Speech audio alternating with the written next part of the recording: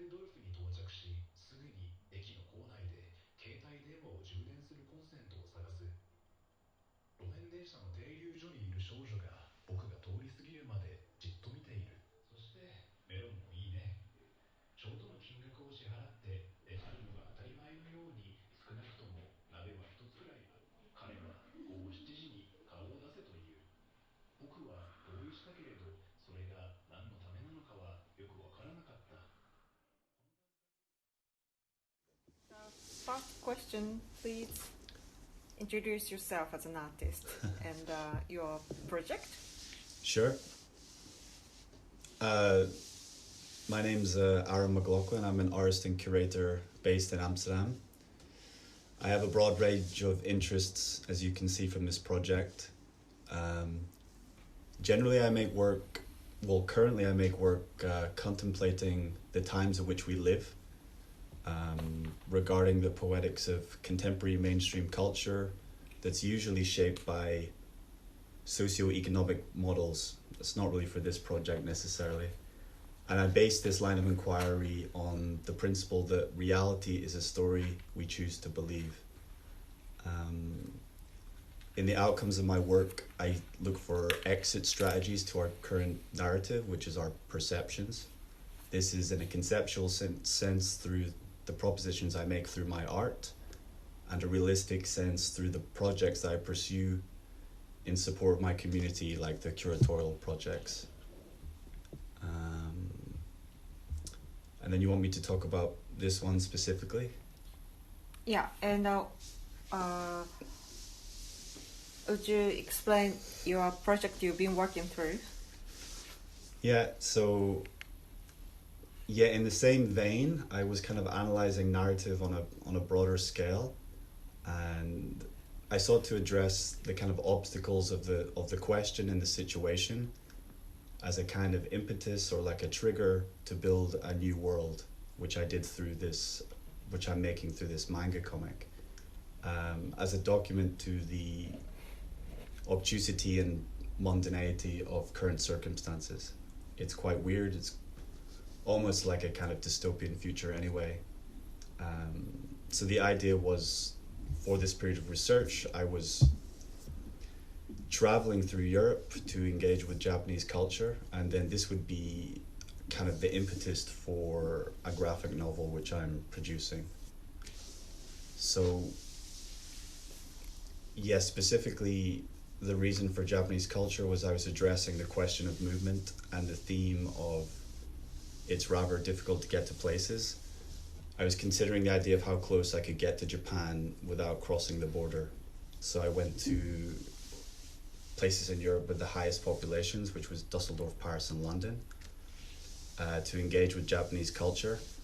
And this was part of the world building exercise, that it's not necessarily that that's going to be in the manga, but it's conditioned the narrative. So the comic is being conditioned by this thread of going to these places of Japanese culture.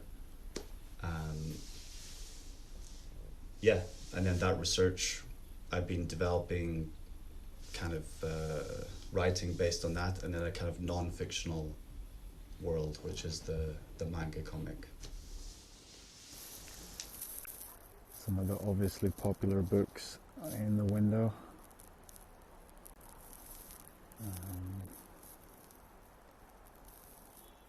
And this looks like a book published by Momus. This could be quite interesting, although I don't know why I can afford. And some manga too. So it's 3 o'clock and my phone is already dead, and I'm going into this Japanese bookshop. Hopefully it will last to the next location, or maybe I can get a phone case for my new phone. As you can see, it's pretty dark and generally quite miserable, but hopefully inside I'll find something. Currently with the pandemic, the worst thing is it's not the dark weather, it's not the cold, It's not being able to use a bathroom anywhere when you're walking around. This is a recommended cake shop that I had from 2 people. So I'm going to check it out and maybe I can use their bathroom. Also, since I have some battery, the guy I met in the bookshop was an old man that's been in Germany for 38 years, and he seemed quite enthusiastic and his English seemed good enough. So I'm going to go back on Monday and maybe interview him. But I still think he was a little suspicious and shy, which has been my previous experience. But hopefully I can get something out of it. So you actually met the Japanese living in the Europe. Yeah, I mean, admittedly, this was kind of a futile idea because of COVID, but I met quite a lot of Japanese people like in person and interviewed them for Zoom. But this didn't really seem like the idea that I wanted, because I really wanted to engage with Japanese culture. But anyway, because I was meeting these people and engaging with you guys and producing this project and the exhibition, I got a kind of like quite interesting sample, which I kind of tried to apply in the kind of concept of the comic and the exhibition. I think Hiroshima, Mihara. What kind of questions did you make to all those people, Japanese people? Yeah, I was asking a lot about, basically I was interviewing a lot of people that had left Japan, so I was kind of investigating why they did that. Why they did that?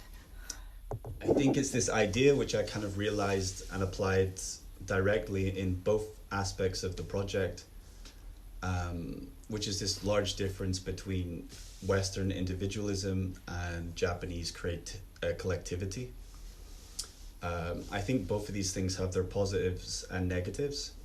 And the aspect of using a manga comic in particular was, I see manga as this collective medium that came out of Japan, because the aesthetic's quite strict. Everyone's kind of working together to create a new worldview for Japan, because it really erupted out of World War II and the kind of tyranny of Hiroshima. And I thought that was quite an interesting parallel, because I was also wanting to create a world, and I was also wanting to understand Japanese culture and collectivity. But going back to the interview aspect, I think in terms of art, it's quite hard to have an individual, it's maybe different to have an individual practice in Japan compared to Europe. But I mean, this is kind of speculative for me, because it's just interpretation. Yeah. So most of the people you met are businessmen or students or Mainly artists. artists. So that's why they say that Europe is much free Yeah, than being in Japan. yeah. I mean, it was a shame I couldn't meet kind of more. It would have been interesting to just meet businessmen, but our institution, me being an artist, the connections were kind of related to this. So I say as a kind of a synopsis, which we can kind of unpack different areas for the comic.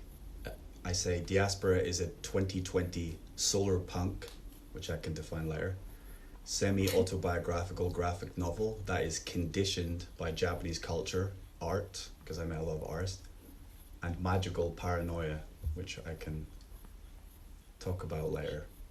Yeah. So, you had the original idea from the beginning of 100 days, and it gradually changed. And how your plan changed from the beginning to the end?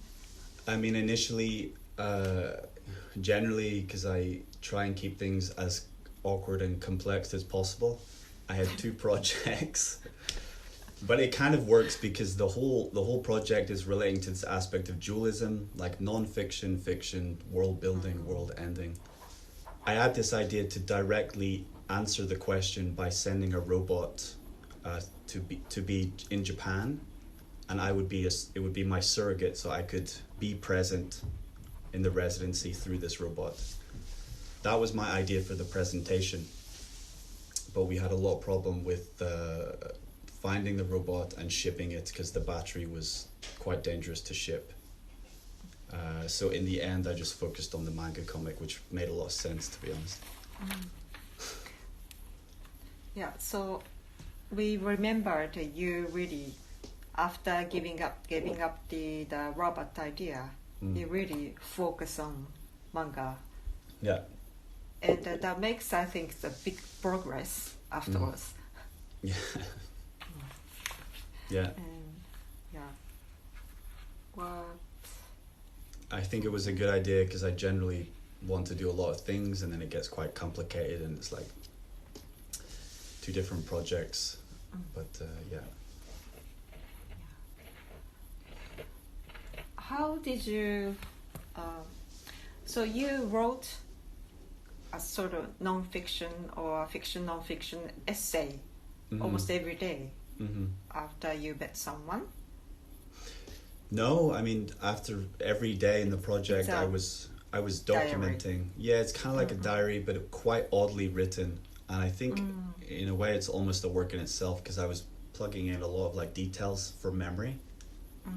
So it's quite oddly written because everything's quite specific, but it reads quite nicely. Afterwards I was thinking like, oh, this could be a book or this could be the project.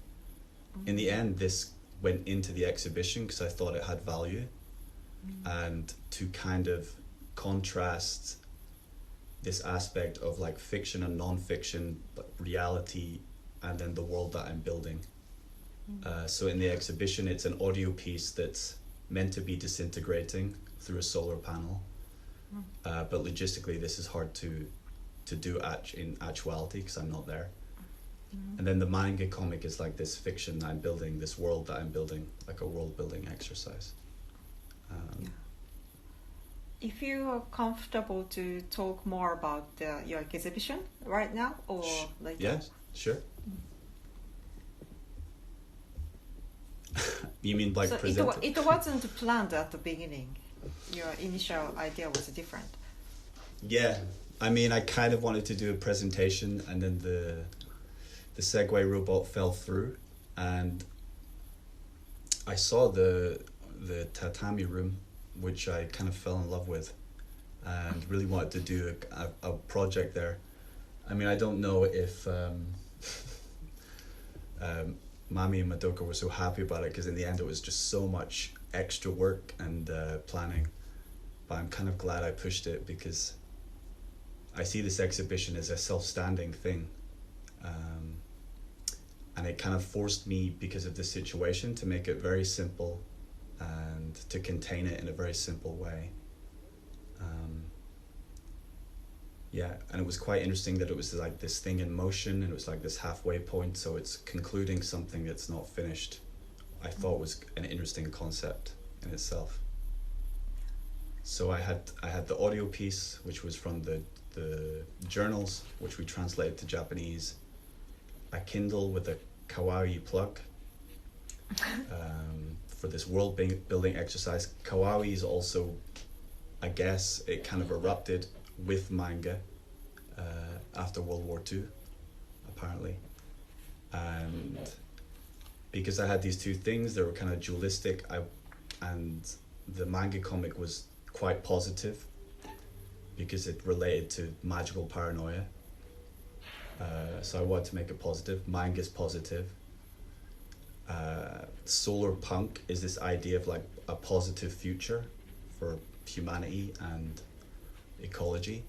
I wanted to put in business cards that kind of pertain to like an honest aspect, which is the anguish of traveling, the anguish of being an artist. So I had 3 works in the end. And on these business cards, it was a quote from Henry Miller, who was a writer in Paris where I was staying. in like the 1920s, like kind of pastiche Paris. And he wrote a sentence that I put on in Japanese, maybe wrongly translated in the end. I am a sentient being stabbed by the miracle of these waters that reflect a forgotten world. I thought that was quite interesting to put on a business card anyway, because work culture is quite intense, and the fact that I will get these business cards back and continue to present them to people, it's quite an odd proposition to like give to a curator or something. Like, I need therapy. Yeah. But I also thought it was interesting with the exhibition. In the end, I had like every Japanese stereotype, which I don't know if is a good thing or a bad thing. The kind of work culture, the tatami room, the kawaii plug, technology, and manga. So yeah. And the business card as well. And the business card, yeah. Work culture. So I first saw that the exhibition, I felt like this is a kind of the sort of prologue of something. Something's continuing, happening. And because that's the story, never ending, it's just part 1, 2, or few, and ended. And some introduction of a first page of a manga, or first few pages of a very awkward story, very mysterious story beginning, and business card. Nobody's starting to business, so gotta be professional. That's I felt. That's what I felt. But I didn't know that it's all the stereotype of Japanese is mixed together. I mean, not intentionally, but afterwards I was a bit like, oh, I meant to be learning about Japanese culture, and then I kind of staged all these kind of stereotypes. Yeah. Although stereotypes, you learned from this project, or you read something? No, I think it's quite nice to, in a way, if I'm looking at it, it's quite nice to stage the stereotypes, because really the content of the work is a lot more analytical than that. In a lot of my work, I like to stage things how they are, but in a kind of theatrical sense, so people see it a bit differently. So yeah, people have this stereotypical view of Japan, but actually it's a lot deeper than that. This is a really popular store, as you can tell from the queue for it, and a bonsai shop. But considering I don't have too much time and I'm coming back on Monday, I will check it out on Monday. So this is one of the main supermarkets, which I'll be going into later, but already great graphic design.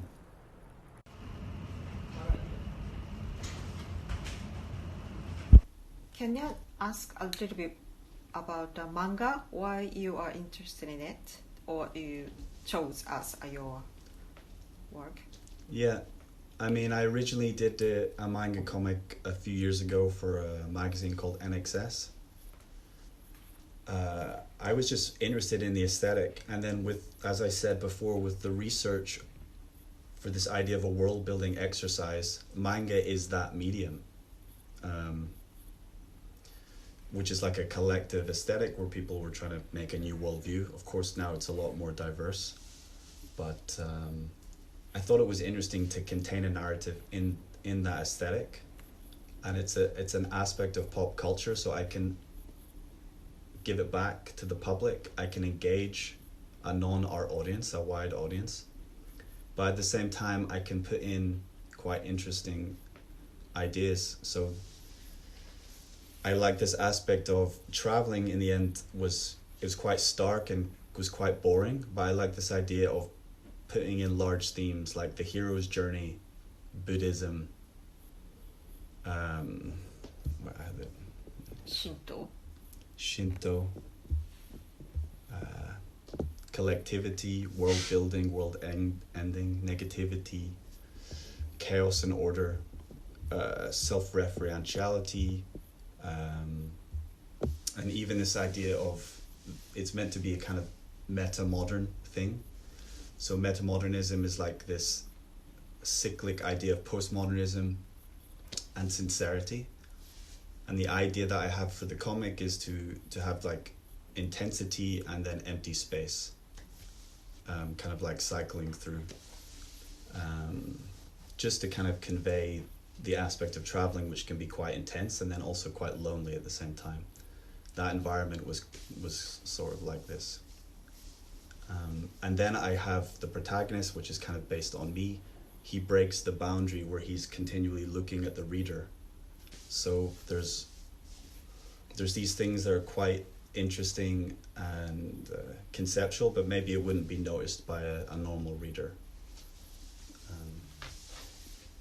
Yeah. Making up the new world, there's also the way like a film or novel.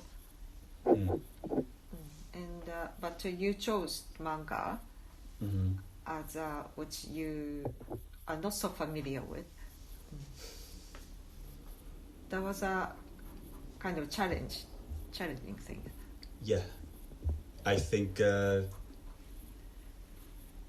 I learned a lot kind of working with people, because making it is like you have to consider how the narrative will work, and you have to consider the structure and the panels. And I like to, in general, I realized that I think if I work with someone, they're going to have an input and do a lot of things. But I noticed with this, working with graphic designers as well, that they would just do exactly what I said. So I had to consider everything. You have to, it has to be quite cinematic. You have to consider the angle and the panels, and it's a lot of work and a lot of back and forth. Doing an entire book is a little bit scary in that sense, but I have a lot of experience now. Yeah, one thing it was a challenging thing. This project was the interpretation, or like even a manga. Normally you can do it by yourself, but you need a translator of Japanese, and all these you kind of have to work in a collaborative way. And I think that's the kind of also produce another misunderstanding and confusion.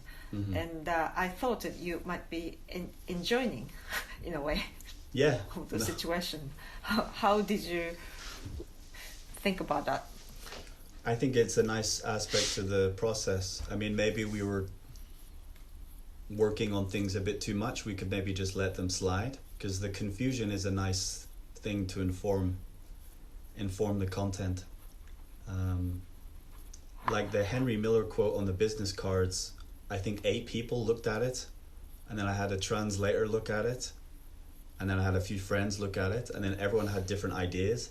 In the end, I printed it in the wrong orientation, so it was like left or right. And apparently, if you read the normal way in Japanese, it says like, I am a man that leaves, or I am a monkey man. So I thought this mistake was quite funny, but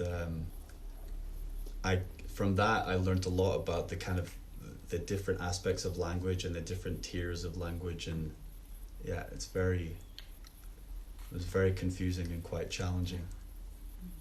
You made 1,000 many Diaspora in Japanese, in the designed Diaspora. I saw on the Kindle. That was really funny. What this artist doing? So many designed the Diaspora. He didn't decide it yet, or? I think this is a personal. I'm partly a designer, and I was employing designers, and I was a bit like, I could maybe do it myself. So this was like this is the reason I'm not a designer, because the process is like too long and too complicated. I'm a bit too obsessed by the details. So this is why I thought the business card was quite a nice ending, because I was just like quite stressed by it, and it's all part of the process. I mean, also the process of traveling and everything else. It's all quite messy. So Yeah. yeah. So that while you were in traveling, the situation in a worldwide situation is really particular this 2020 and 2021.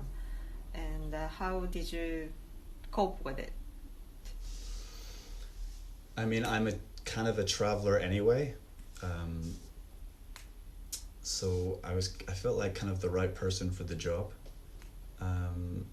But during the pandemic, it was just super interesting. I mean, I feel like when I was doing the project, I wouldn't have to do much because the whole thing was bizarre. It was like empty, desolate.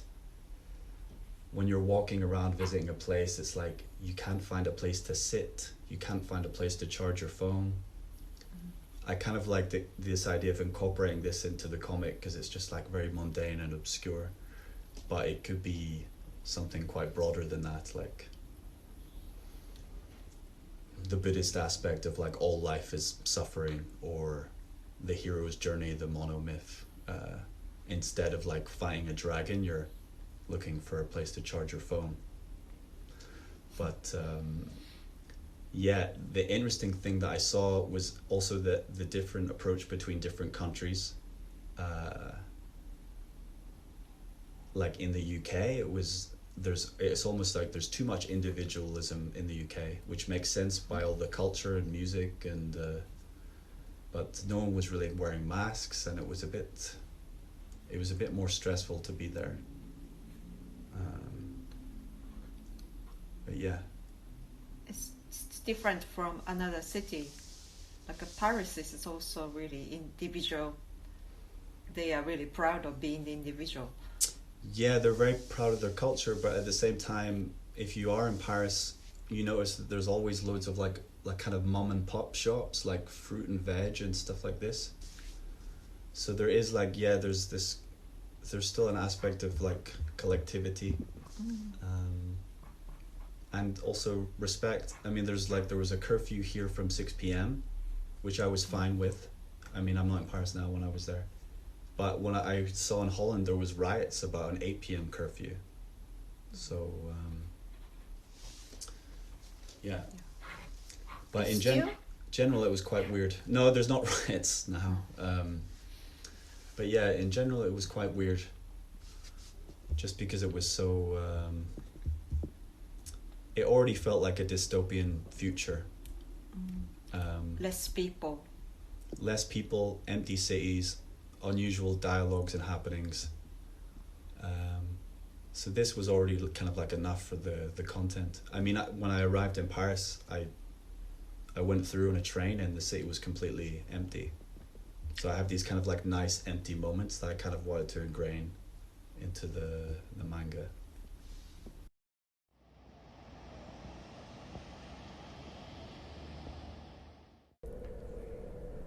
So it's very late, arriving at Dortmund Central train station, and it's 20 minutes late. And I have an 8-minute transfer to get a train to Berlin, which I'm going to miss by 4 minutes. And the next one's at 5 o'clock, so... Did you have any difficulty to move about during pandemic? I got trapped in England for a month. That was quite interesting because I was there just as Brexit happened. So it was kind of like I was trying to get from South America, even though I was just going over to Paris. And I had a flight, I did like 2 tests. A flight got cancelled, I had to get another test. And then Holland closed their borders to the UK. So I missed that flight. And then eventually I went via Paris, and I had to get a PCR test, an antigen test in the airport, and then a train from Amsterdam to Paris. Oh. Yeah, it was a little crazy. Quite a lot. But my mum was very happy because I stayed home for a few weeks. Good. How was your Did your family say anything about your traveling around during the pandemic? They don't seem to mind. I mean, I have a lifestyle that's a bit like that anyway. I mean, some of them are confused where I even live because I'm constantly traveling and living precariously.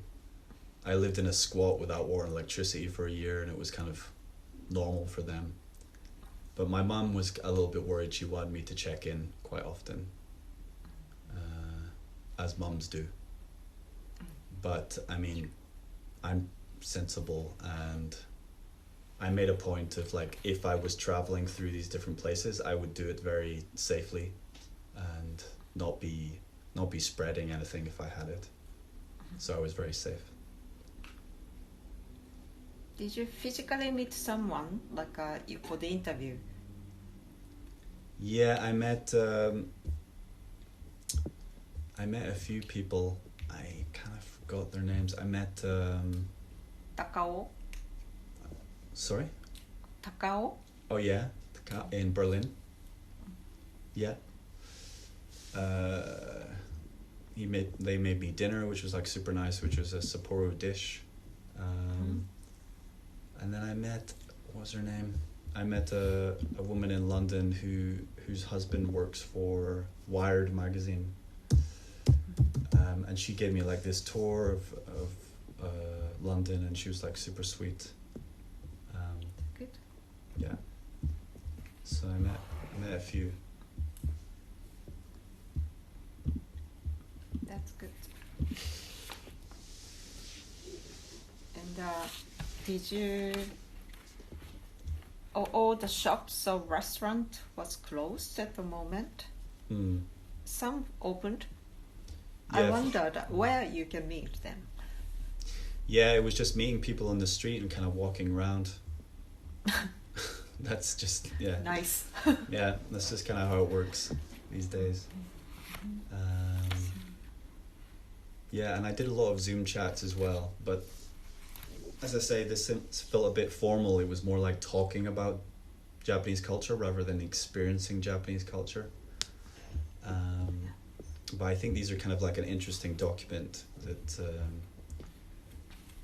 didn't really kind of like inform my work. I mean, as I said from the start, even in my kind of proposal for the project, the idea of trying to engage with Japanese diaspora in Europe during COVID-19 was a completely futile idea, but that was kind of the point of the comic. I mean, in a way it's maybe like a comical thing to do, or just kind of makes it even more unusual. So that's why I said in the synopsis before that it's conditioned by Japanese culture. Like I'm attempting to do this thing, so that informs the kind of story, like the trajectory of the story. So yeah, it was kind of a shame that I couldn't really like go to some places or shops. I think Dusseldorf was probably the most kind of immersive because they have like a little Japanese area, and at the start I was just like going into shops and asking strangers like a lot of questions, and they were just kind of very confused and worried. So the Zoom chats kind of made a bit more sense to not scare people. This is kind of crazy. It's a travel agency without any English or German alphabet, and in the window everything's handmade here.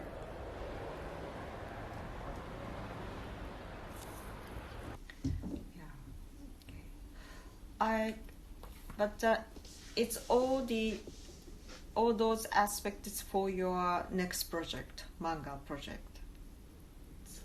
Of the meeting, interviewing Japanese or yeah, the Japanese aspect. Yeah, well, I never thought it would be like in the content. I think some people will be in the content, but as I say, it's more like it's conditioning. So it's like it's affected the journey. It's affected the narrative. I think it would be kind of quite weird. I mean, some of it was quite like the thing in Dusseldorf where I walked into this bookshop and kind of scared this woman. That would probably go in the comic. but if people don't know the project, it might be a bit confusing, you know, for its own story. So you have how much you have idea for your manga story? I mean, I would base it on all the writing that I did. So, but base it on it, so fictionalize it. And then the self-referentiality, it would be talking a lot about the concept of the work and kind of engaging the viewer. So I kind of have the format down, but like specific things, I'm not sure. I thought it was quite interesting. I was just drawing kind of individual pages, so not really a narrative, and then I think I will kind of put them together. Like even at the start, like being here, I had a phone call with Mami kind of like just down the road. This was kind of like a nice thing that I might put in. So the main character supposed to be you. Yeah, it's kind of based on me. So I didn't want to make it too egocentric, so I kept mentioning to the manga artist that I was like an idiot or a lovable idiot. Because I think if it's too serious or too cool, it's a bit like, it's not kind of interesting, or it's a bit kind of lame. So yeah, I was thinking like, yeah, it's based on me, but yeah, maybe I would even, to make it a bit far away from that, I would even change the sex of the protagonist or something. I haven't really decided that. I think if it's too obviously linked to me, I'm not sure if that's interesting or not. And as I said, it's conditioned by magical paranoia. All the aspects in the comic would be positive, because this is a bit of a tangent, but I don't necessarily believe in sigil magic, but there's a thing where you project what you want into reality, and there's some comic artists that do this and talk about it, and just in case I would make it positive, so I wouldn't change my... Yeah, in the Kindle I also saw a lot of drawings of some emblems, sort of some patterns. What's that? That was an illustrator a Swiss illustrator based in Amsterdam called Elliot, and I really like his work, and I just asked him, because I was just collecting things and I was waiting for links to manga art, so I just asked him to do some stuff. I think his work is really interesting, but I wouldn't really know necessarily how to ingrain it into the book. Yeah. But yeah, I just thought it would be nice to get like a range of styles, because I would have a lot of manga. So different elements. Yeah. Will be entangled. I mean, I wanted the experiments to be quite broad, so I had this kind of like broad spectrum, like a serious manga, more of a kind of a candy manga, just to test the waters. In the end, I think the actual book I don't know, I'm still looking for a specific style. So, but that would come with, yeah, the process of making it. And then, so after 100 days, so now you are back in Amsterdam, right? Yeah. So it's at the end of the travel, as well as the remote artist in residency program. And how do you evaluate your 100 days? I thought it was great. I mean, really intense. Yeah, I mean, I do a lot of traveling anyway for my artist practice, so this was kind of a dream project for me. But there was a little bit of like, it was kind of intense to organize the aspect of moving around and then like actually putting things together. but in the end I thought it was like a perfect balance. And yeah, I like kudos to Mami for putting out this call, because it was a bit risky in a way, and it was kind of pushing forward when a lot of institutions were stepping back. And I think it really works if you can still do your residency, but you're just not in your home base. Yeah, so I think it was great. Maybe I needed a bit more time for production. What if you can travel to Japan? What would you do? Well, that's the thing. Like the project was fitting into this kind of unusual brief. So I wouldn't be doing that project. Or, I mean, for a long time I've wanted to make a manga comic, but I don't know if it would be as interesting if the open call was just to be in the residency. So I don't know, I think in terms of what I was offering for research, I thought it kind of made sense, and this idea of creating or a world building exercise in response to the pandemic, which is necessary, was kind of interesting. So the restrictions informed the work in a positive way. And that's kind of why I do a lot of traveling, because it's like it's good to have the chaos for creative input, and your context is constantly changing. So you get this situation quite positive way, and then you go through with the really intense.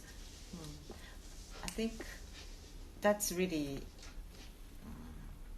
very precise, precious in your life as an experience. I think it also reflects this. I mean, there's so many things in the project, but I also think it reflects the artistic process, which is very intense for me. It's like, yeah, going through a project is really just like a crazy intense thing, of intensity and then kind of like reward afterwards. Yeah. And the same as the situation as a Tenjinyama Art Studio organizing the artist in residence program during pandemic. No one can come, but they try to contact and try to promote. How do you think that's the side of a host, like a artist in residency program of this one? What was the title? It is rather difficult to reach places. How do I feel about being the resident? I feel very honored. But as I say, I feel like I was the right person for the job in a way, because I do all this kind of precarious traveling, or I've had experience doing it, and as I say, it informs my work. I mean, super honored, because it's kind of like my dream brief in a way, and it's such an unusual brief for an institution to do that. And I hope it goes recognized, because as I say, in this situation of precarity, artists need to come forward. I think doing Zoom chat residencies or work about COVID-19 isn't interesting. You have to push for ingenuity and kind of interesting results. So I think there was kind of like this reciprocal motive, which I think worked really well. And also very grateful that I was like overwhelmed with gratitude about how much work Mami-san and Madoka-san did, because it's a new thing, so no one really knew how much work it would be. How about Madoka-san? You want me to talk about Madoka-san? Yeah, Madoka, after hearing Aaron's. Oh, right. Yeah, very nice. nice. Thank you for the good story.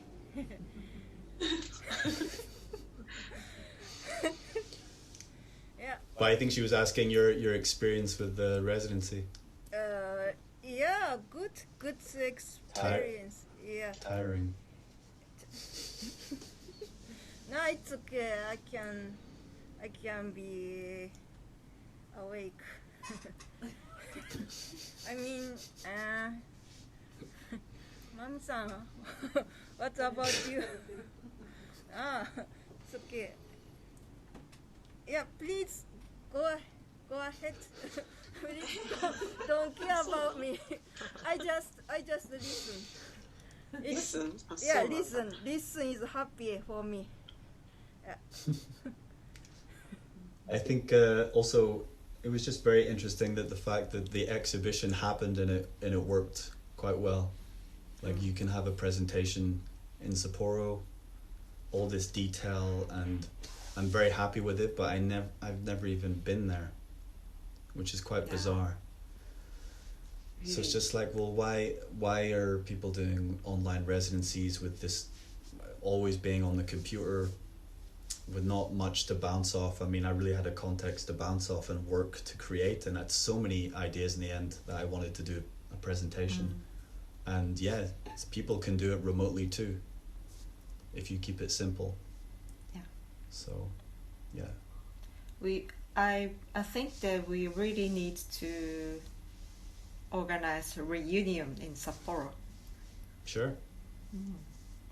Yeah, I'm traveling. I have a project where I'm traveling through Russia in summer 2022, which will be, it's kind of weirdly, yeah, well, I go through Siberia. China. Yeah, go through China, and then apparently the project's ending up in Japan. So it could be nice if I had a manga book with me. Great. Like, it's a nice deadline. It's good. Yeah, but right now it's like, oh, that seems like, yeah, a lot of work. A year is possible, I would say. Yeah, a manga takes a while to complete. Yeah. Are you going to do it in English? I would like to do it in English and Japanese. I mean, or it's more important for me to do it in Japanese actually, because it's kind of like offering something for that community, because it's kind of assessing Japanese culture, and then yeah, maybe you're reading it and you don't recognize it, but it's like, oh, maybe this is how things are, this is my perception.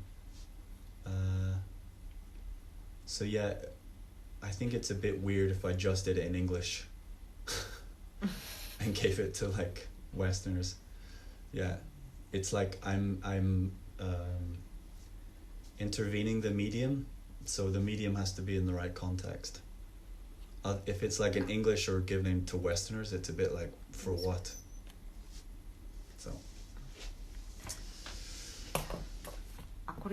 Do you think working away from your home base is necessary?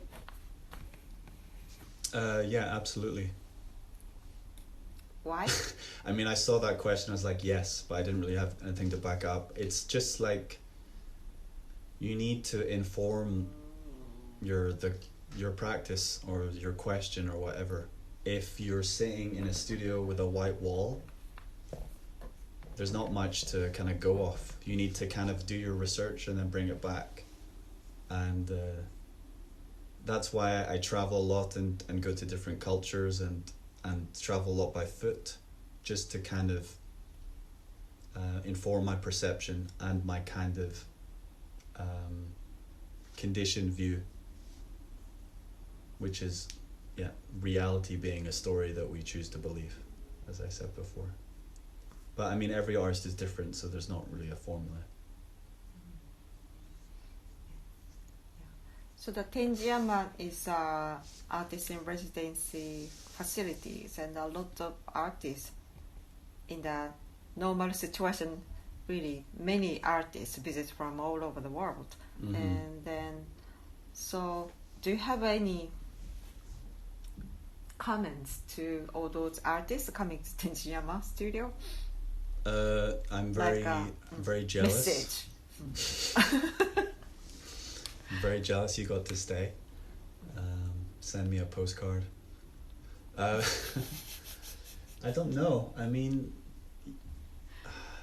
the hard thing with an artist in residency is like, am I here to do work or am I here to engage with the culture?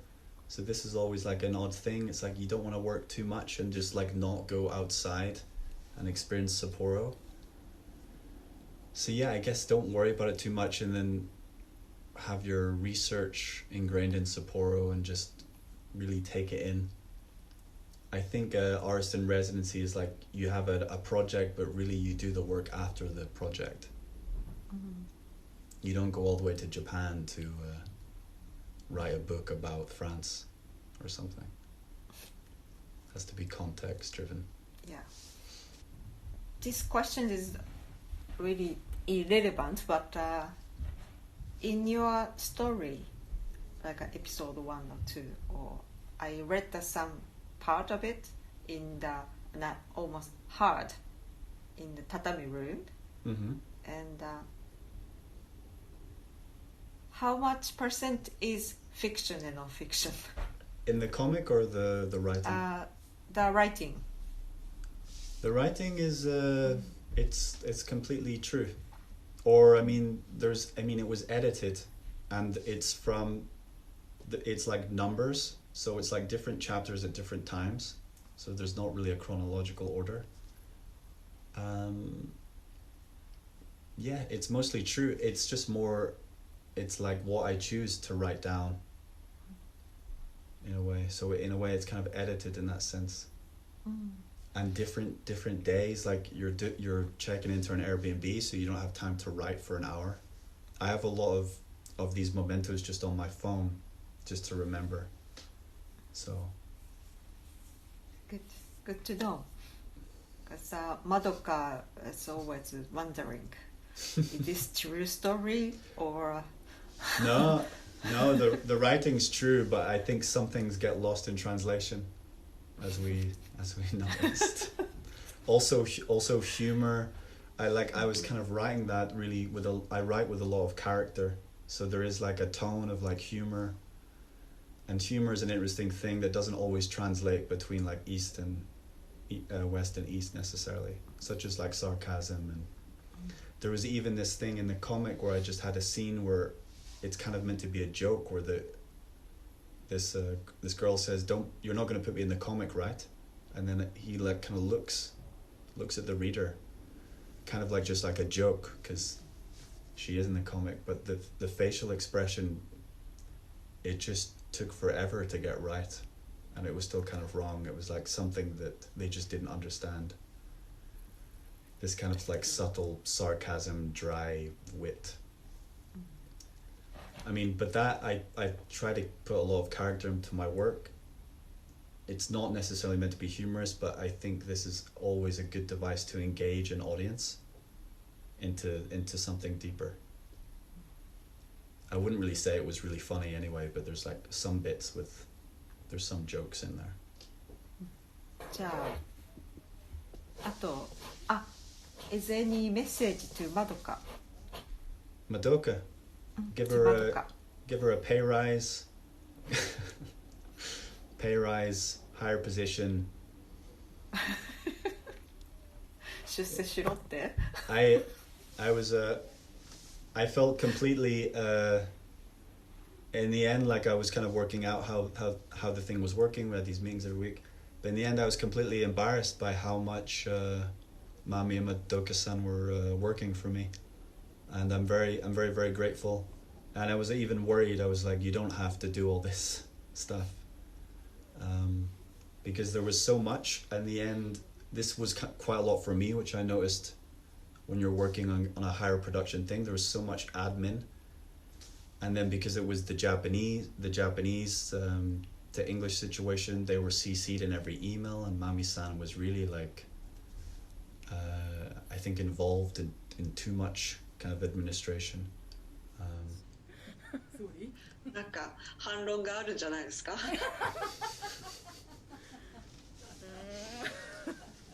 They should have something to talk to you Oh, really? after hearing this. No, I mean it. I mean it in a good way. I mean it in a good way. I'm very, very overwhelmingly grateful for the amount of work, and as I say, like embarrassed that they put so much attention and time into it. But I will come to Sapporo with a manga book or a cake. Great. They deserved it. Yeah. And yourself, of course. Yeah, sure. Thank you. And everyone. Good. Generous. How generous. How generous. You should high rate, high wage designer. High wage designer. Yeah, you should become you get more money to buy stuff for us. Okay, yeah, great. Yeah. Yeah. Yeah, I've left some gifts, which is nice. Solar panel and a plug. But it's good that I really happy that all the project ended in like that really cute exhibition and You mean with the ongoing robot? Ongoing manga project, because I sometimes join the meeting with you, and that's always kind of I feel the questions. How this project is going to be going, which way this project is going, and so that was a really kind of patient. Maybe everyone has a kind of the patience to see how this project is going somewhere, and I think it's good to wait.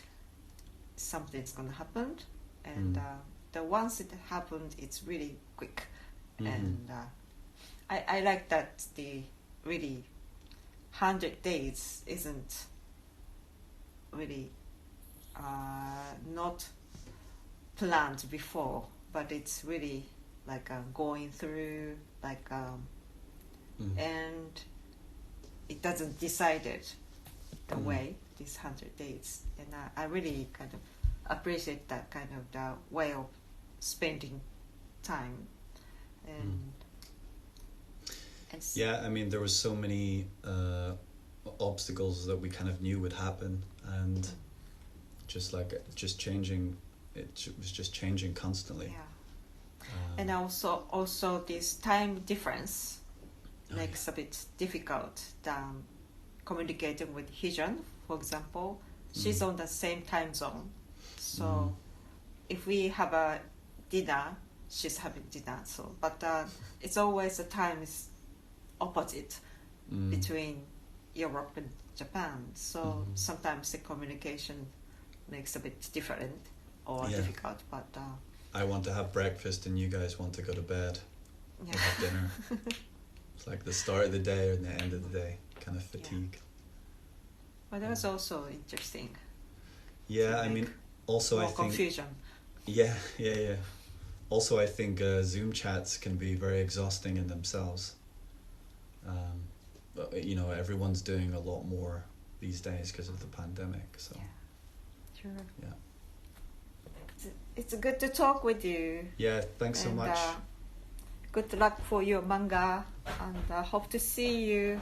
Yeah, I hope to make it over, and I hope to have the book finished within a reasonable time. When I go to Europe next time, I'll contact you. Yeah, please. Yeah. I don't know when, but... Yeah, I don't know either. Maybe with the book also it could be like I could organize if it gets to that stage, like a launch or something in Sapporo. I wouldn't even know how to do that. Yeah. Good. But I will definitely make it happen sooner or later. はい。じゃあ keep in touch and good luck. Yeah. See Everyone. you on Sunday if you're coming. See you on Sunday Yeah. if I can.